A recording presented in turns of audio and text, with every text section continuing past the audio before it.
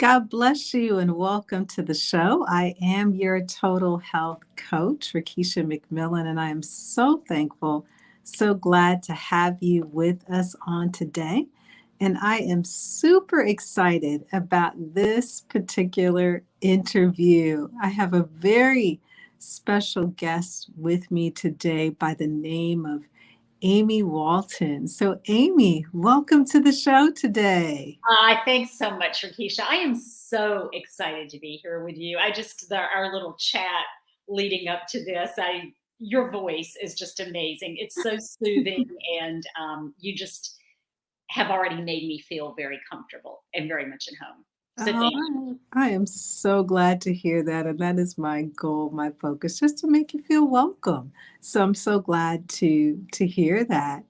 And before we get into the show, Amy, can you just let our listeners know what are you doing in your world right now that is rocking your world naturally?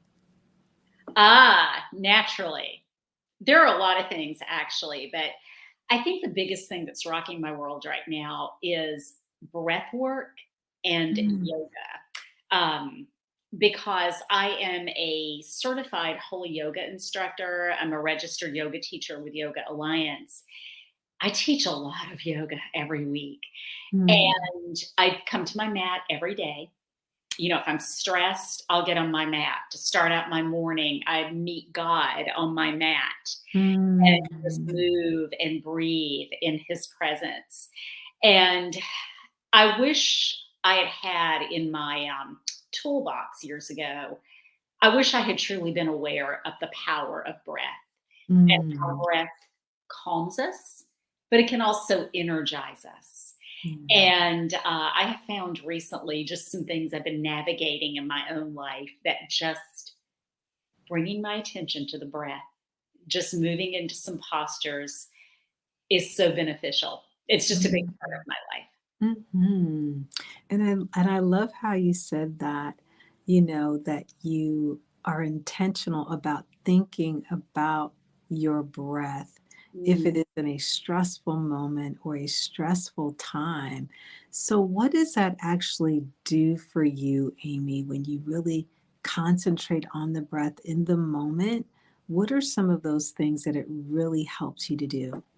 It definitely helps me to center, to slow down, just slow down my breathing, slow down my whole being, sort of regroup and Mhm. reset. And by staying focused on the breath, it's like I tell my students, bring your awareness to your breath. And, we start to tune out everything else. And from my worldview, because of my Christian faith, I'm always very quick to remind people that God breathed into man to bring us Mhm. alive. The Holy Spirit breathes into us. And Yes. so I consider the breath very much God given Mhm. and this beautiful resource that we take for granted. I mean, we breathe an average of 20,000 times a day. I started to say miles, 20,000 times a day. And we Wow. take it for granted. And I think that, especially emerging from this pandemic where so many Mhm. lives were lost, so many people gasping literally for breath, Yes. that just being aware of the calming force of that. And I'll share this with you really quickly. Just recently, I was on a flight that may have been the most turbulent flight I've ever taken. Mhm. There were about 10 minutes of smooth air the entire flight. And taking off and going into the climb for 20, 25 minutes, the plane was going up and down, side to side, rattling. This was a big plane. People were screaming. I used to be the world's worst flyer. I was just practicing my box breath, which is something we do in yoga. The young woman to my left was she's about to have a panic attack. And I Mhm. reached over, I took her hand, and I said, just follow my breath, just Mm. follow my breath. And it just centered her. Wow. Yeah. So it's just very calming. Oh, wow. And that's such a powerful moment that you shared that you were actually able to use the gift that God has Yeah. blessed you with. to be Yes. able to help and bring someone else to that place of calm. Hmm. And I think that in this time, we are still in the throes of COVID-19, so many other things that our world is in a really chaotic state right now. Yes, I think that's an understatement. It is. It is. And when I think about what's going on, according to Matthew 20:24, we 24:24, excuse me, we're in a time of war. Hmm. We're in a time of upheaval. We're in a time of where people are living in so much fear. And Yes. I think having some type of tool in our toolbox, such as breath work, can really help bring us to that place of sense Mm, calm as you described. yes. It's just like Mhm. a couple of days ago, the stock market dropped over 1,000 points. Ooh, Like, just breathe. Just mhm. breathe. Can't do anything about it. Just breathe. There you go. I could see that being like on a t-shirt somewhere. Just breathe. Just Just breathe. And so, with the work that you do, Amy, how is it that you actually got into this line of coaching that focuses on breath work and grounding? What actually led you to this space? Oh, wow. So, I've always felt a calling on my life. Mhm. I haven't, I wasn't sure. I felt like God was calling me to something more. And some of my callings have played out in life as an elementary school teacher. I'm a junior college teacher. I feel like nearly every career I've had has helped people in some way. Mm. But still, there was this tug. There was this constant tug that was always there, and I think that's when you do have a calling because you Yes. think about it all the time and it never goes away. Yeah. And so I had done some retreats. I had participated in women's retreats. I had put together some women's retreats.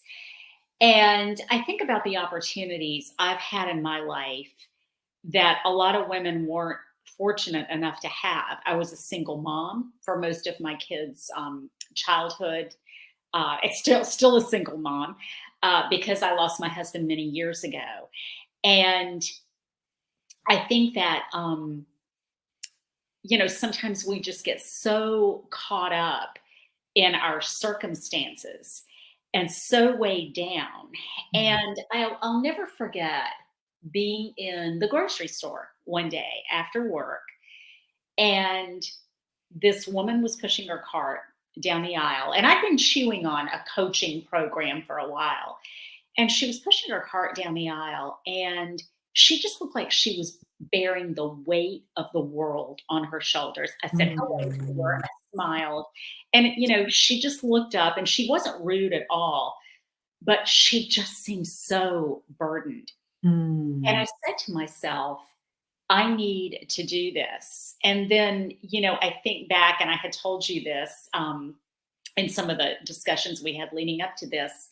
Mm. When I was growing up, and even until she retired, my mother was a really smart woman. She was the first in her family to graduate from high school, and she was the second youngest out of 12 children.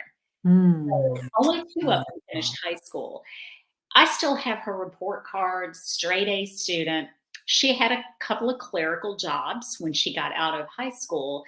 And I really don't know why. Well, I know one of the reasons why she started working in a factory, which is what most of her sisters, most of the community did. I Mm. grew up in a very textile heavy town, and I am getting to a point. But Yeah. as a little girl, I used to sit there sometimes, especially in the summer, and I would watch my mother emerge from this tunnel that had a railroad track on top of it. And it was sort of Mm. the portal, that the employees walked in to go to this Mhm. factory. And she would be sweating. She would just be so hot from a full day of work. And she would go home and take a nap. She would cook dinner. She'd go to bed, and the whole cycle started again. Mm. And I know that she had, in many, many ways, a lonely life. And there were opportunities that came her way that she did not take advantage of. And all that is a part of me. It's a part of me. I loved her very much. And so that was a big reason that I felt called to work with women, because I have such a heart from what I saw with my mother, what I experienced, and then seeing women just randomly, like the woman in the grocery store, who Yeah. just seemed to be caring so much. And I just thought, I really want to help these women. I Mm. really want to help them forge better lives for themselves. Yeah, and I think that that is such a powerful moment because sometimes we don't know how God will speak to us Yes. in different ways. And it was through that woman, everyday life in a grocery store, Yes. that confirmed even the more so what God wanted you to do. Mhm. Because as women, we carry and fill so many roles, whether it is being a wife, a mom, an aunt, serving in ministry, serving in community. There's many, many roles that we fill as women. And so, with the women that you see, Amy, is there a common thread or a common theme? Like when you speak to them, whether it's at a retreat or an engagement, is there a common theme that you see with women overall that speaks to the work that you do? A common theme.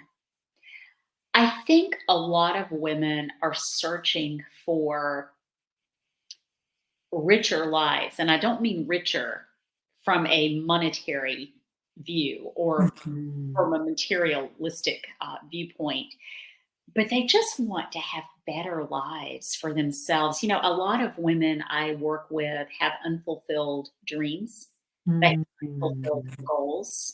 Yeah. And I don't know that there's a common theme. In coaching programs, they always tell you to have a niche, which I know I wasn't born yesterday, but I just sort of threw this to the wind. And initially, when I started coaching, I thought I wanted to work with moms, like Mm. working moms to find balance in their lives. Yeah. But I quickly found that just wasn't my niche. Mm. So I just sort of threw it out there as a Christian life coach with some additional certifications. And I think one thing that's very common among a lot of my clients, and even at retreats at which I've spoken, are women who have largely stayed home to raise their children. And Mm. now they're asking, what do I do with my life? Yeah. Or women who are preparing to retire or make a career transition. And they're asking that same question, now what? What Mm. does the next chapter hold? And I'm always, I always say nothing shocks me anymore, but sometimes it still does. I am always a bit shocked by women that come to me who have raised their children, honorable job, Yes. who have worked many years and are retiring, and yet they haven't given a lot of thought to what it is that they want to do in this next chapter of their lives. They Mm. know it's coming. They know there's an empty nest on the horizon. They know that retirement is on the horizon, but they haven't really thought in concrete terms. We do a lot of exploring, which Mm. I love. Mhm. And I think maybe it may be related to because as women, we invest so much into our children, into our families, that sometimes we don't think about our needs in Yes, a sense. And so we put that on the back burner, we put that aside until we're in those moments of the quiet where we come face to face with that question that you just yes, presented, Amy, like, what now? yeah. And Rahisha, I would be telling a tale if I said I'm sort of not in that own place myself right now. And if I Mhm. do, fortunately, I have the tools, and Yeah. I do check in with a coach here and there. But I'm exploring things regarding this next chapter of my Mhm, life. mhm. And I love the transparency because I think that definitely life is about seasons. Mhm. And there may be a season in our life where God has us just focusing on our kids or Yes. focusing on whether it's certain ministry that we're working in. And then there comes a season where it's, focusing on our lives to, Yeah. okay, God, what is it that you want me to do? What is my purpose? Like, what does that next chapter look Yeah. like for me? Yeah, it's really funny because a lot of women that come to me who are thinking about retiring or have retired, uh, they'll always ask me, "When are you going to retire?" And I'm like, "Never," because I love what I do. Yeah. It's ministry, Yeah. and so I just don't see me hanging up my hat. I don't know what I would do. I have a lot of interest. I have a lot of diversions. But, at the same time, I need to give. I Yeah. need to pour into people. It's just a need that I have. Mhm. I would probably say your love language is those acts of service where it comes to serving and being present for people because it's the fuel that you put in your tank that just drives you. Shockingly, it's not. Really, what is your love language? My top love language is quality time. Oh, wow. It is. It's Ah. quality time and then words of affirmation, which Mm. I guess could be pouring into people. I Yeah. do love to affirm people, not from a place of insincerity, Mhm. flattery, from Love it. true, um, just affirming them. Yeah. And I just really love quality time. It's like my family's Mhm. 5,000 miles away, my kids and grandkids, but Yeah. when I'm with them, we really make the time very, very special. Oh, I love that. I love that. So it's the internet interaction, the connectivity with Yes, others that's the fuel in your tank. it is. It is. And so with the work that you do, talk to us about the yoga, Mm, Amy. mm, mm. I so love the yoga. The yoga and the breath work have changed my life so much. Mm, Um, I have practiced yoga on and off for many years. I've practiced in studios, hot yoga, non hot yoga.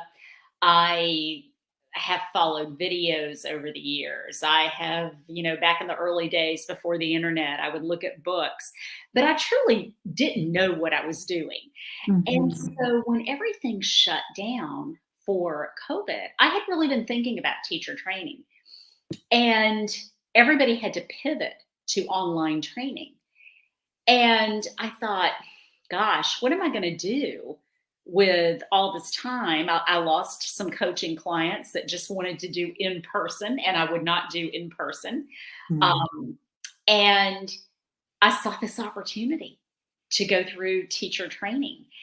And so it truly was one of the very best decisions I've ever made in my life. It has mm, benefited me and my health tremendously just by slowing me down, focusing on my breath.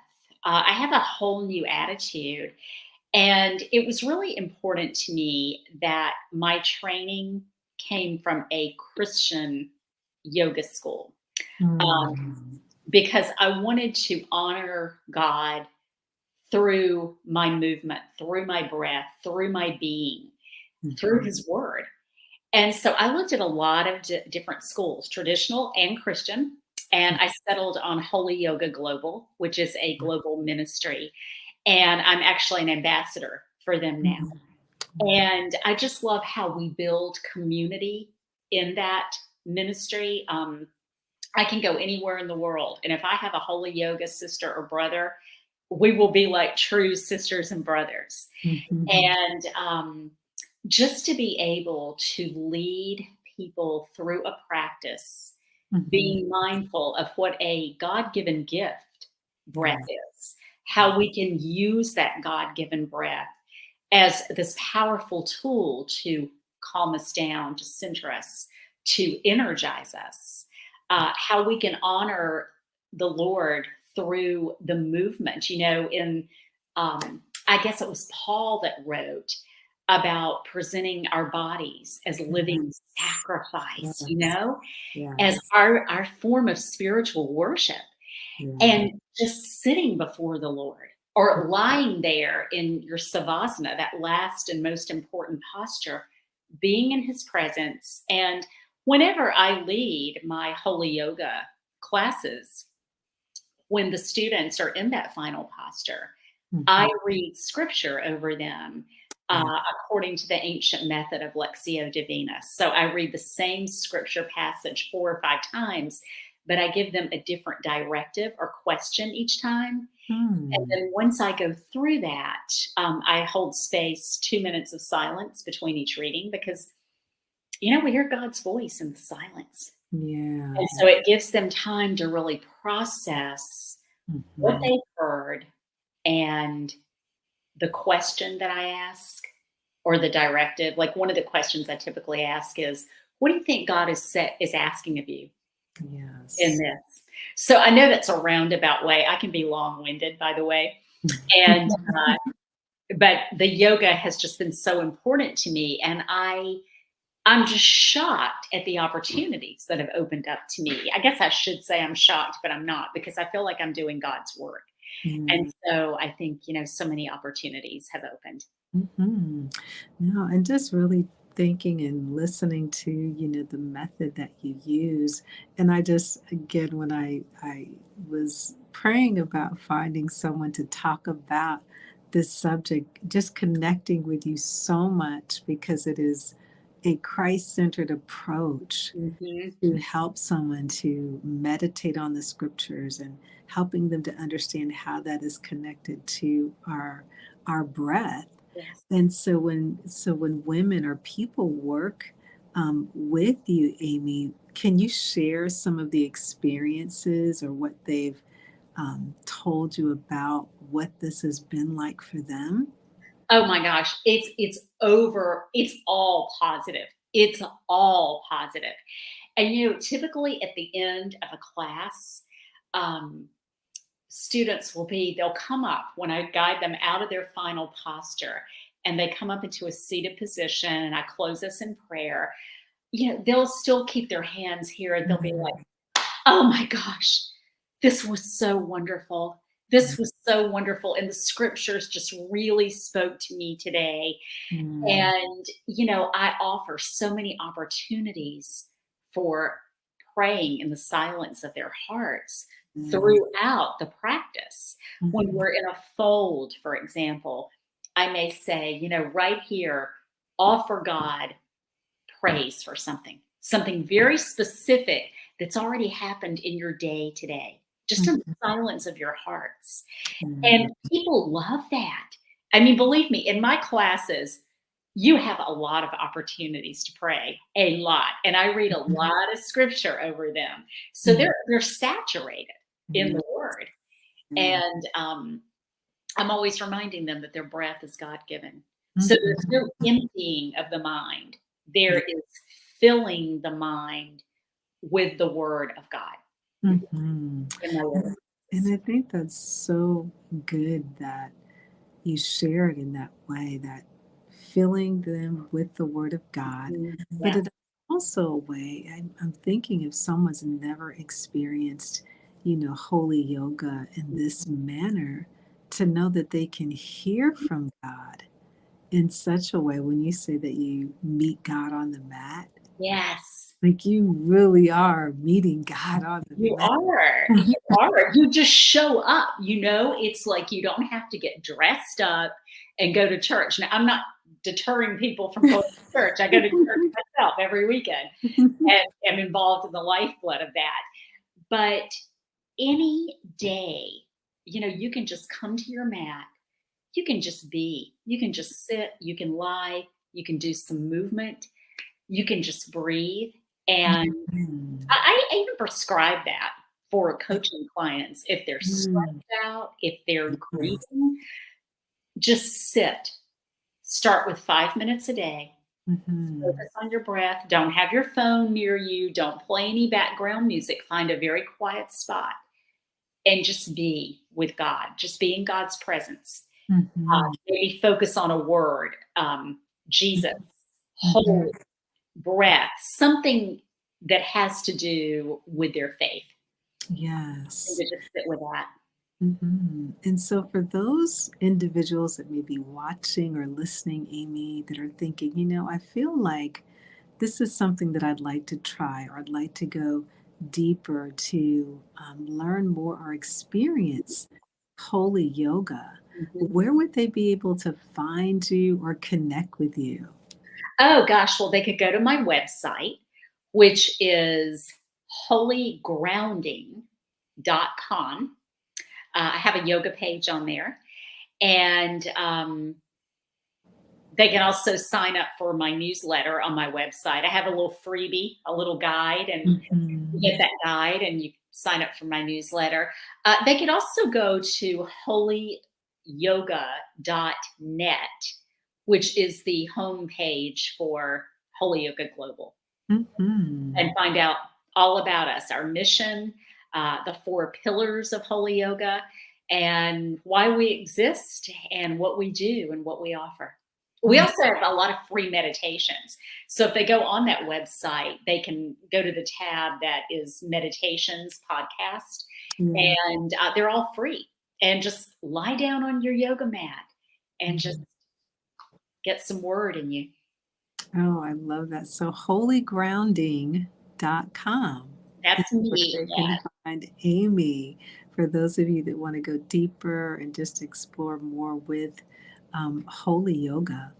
And so, with the work that you are called to do, Amy, what is your favorite part of this work, or what is it that just really, lights you up with this type of work that you're doing? Hopefully it's not, this isn't going to deter any of my coaching clients or future clients, because I do love that. I take that responsibility as a coach very seriously. I try to create what I call sacred, confidential spaces for women. Mm, I only work with women in coaching. yeah. Um, and I want them to know that whatever we talk about is between us and the Lord. Um, but what really lights me up in my work, um, it's a couple of things. Definitely the yoga. Mm, Definitely the yoga, because I just love to move. And there are many times just throughout the day, Rakisha, whether I'm in the gym, whether I'm on my yoga mat, I'll just silently say a prayer, Lord, thank you for the gift of movement. Because mm, I have friends right now struggling with MS, Parkinson's, yeah. ALS, Yeah. joint issues. And I am just so grateful that in this day in history, I can move freely. Mhm. So the yoga and the breath work really lights me up. I enjoy that. I also enjoy writing. I blog for Mm, some Christian websites, mhm. and I really love that. I consider myself an ambivert. So I get energy both from people and from pulling back. Mhm. And I really enjoy just a good rainy day sitting at my laptop and just cranking out a blog, for a site that I write for, and just letting God give me the words. Mm. And speaking of writing, I believe I read something where you wrote some of the content for, it was an award-winning book. I think it was The Comfort. Oh, yes, there's a series of books called A Cup of Comfort. You, Yes. you can find them on Amazon, bookstores, and I don't know how many volumes are in the entire series, but I've published stories in 2 of the volumes, A Cup of Comfort for Mothers and Sons, and Mm. then A Cup of Comfort for Dog Lovers. Ah, And so the story in A Cup of Comfort for Mothers and Sons is called A Date to Remember. mm, And then in A Cup of Comfort for Dog Lovers, I think that story is called A Gift Returned. mm. And so I did publish stories in those 2 books.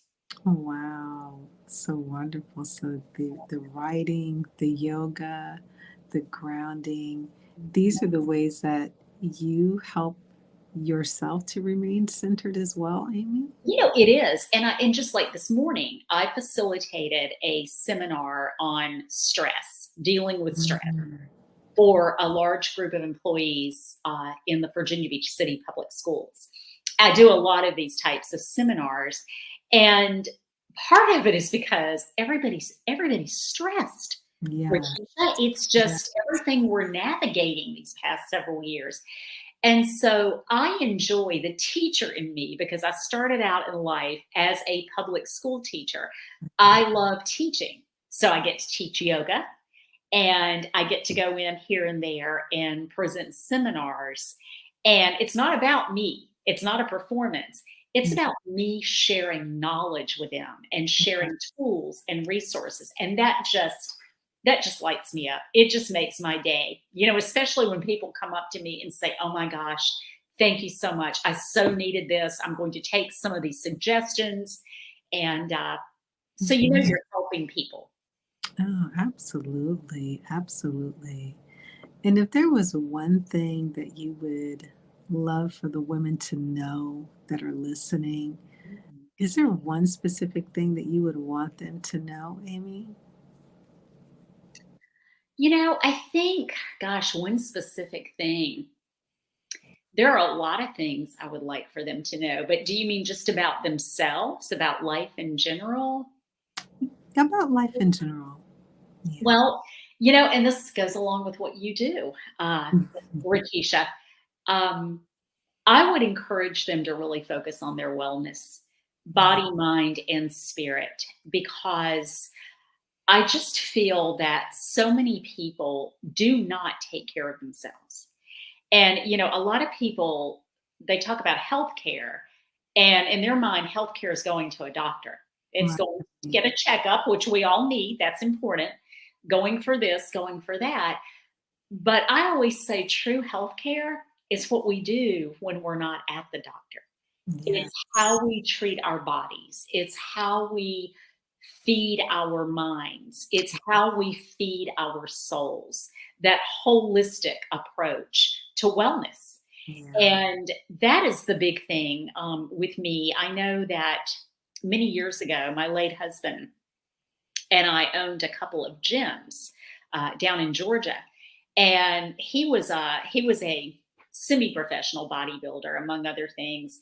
And, we were all about helping people. And that has always stayed with me. So, I'm not surprised that God led me down this kind of winding path, making my way to yoga and Yeah. wellness.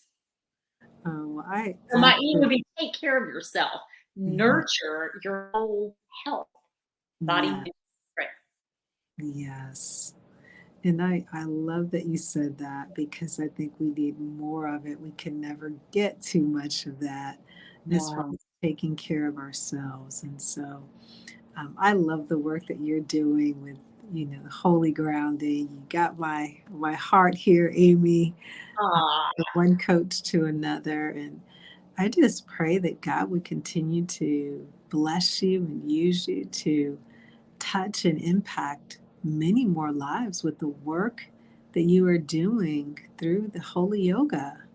thank you so much, Rakisha. I've had opportunities open up within the ministry there that I'm really praying about right now, which would be Mhm. kind of big leaps, but would allow me to help even more people. Mhm. Well, Amy, it has been my absolute delight to Thank you for host making you. me feel so comfortable, feel so at home. I feel like I have a new friend. Yes. I so appreciate just how welcome that you've made me feel and how professional you are, leading up to this podcast. I've just really enjoyed the communication and just having a conversation with you. Oh, likewise. I feel the same way. And I just feel this connection between, the two of us. And I would love to have you back and host you once again, Amy. Oh, I'd love to come back, Rakisha. So- Hey, if it's an opportunity to be with you, yeah, yeah. Oh, well, thank you so much for sharing and for just, giving us some more insight into the work that you do. And again, I would love to host you again, Amy. Thank you so much. I look forward to it. God bless you, and you enjoy the rest of your day. All right. Same to you, Rakisha. God bless.